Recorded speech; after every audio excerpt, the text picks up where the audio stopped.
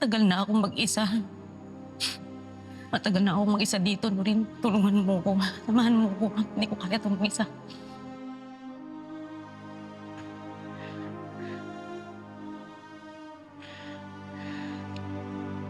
Naiintindihan kita.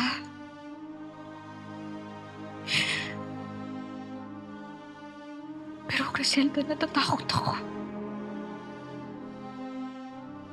Baka isang buhay na naman ang mawala pag pinagpatuloy pa natin ito. Ayoko na. Alam ko, takot ka man. Hindi na ako matagal na akong takot. Pero mas marami pang buhay ang mawawala pag hindi natin tinuldukan yung kademonyoan ng Eddie na yan. Noreen, isipin mo ate mo. Isipin mo ko. Isipin mo si Alex. Yung mga namatay at mga pinagsamantalahan niya.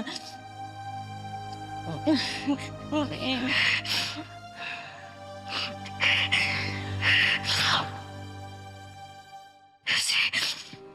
Si Velma, ano gagawin natin kay Velma?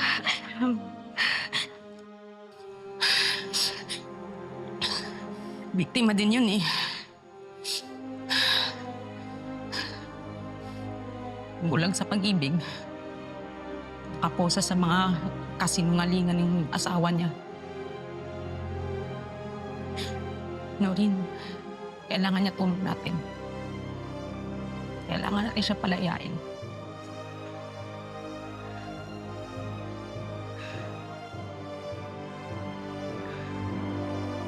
Kung ganon, kailangan nating makumbinsi si Velma na kumampi sa atin.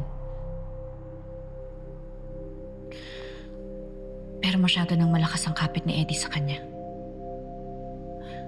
Kailangan natin mag-isip ng ibang paraan para makumbinsi natin siya.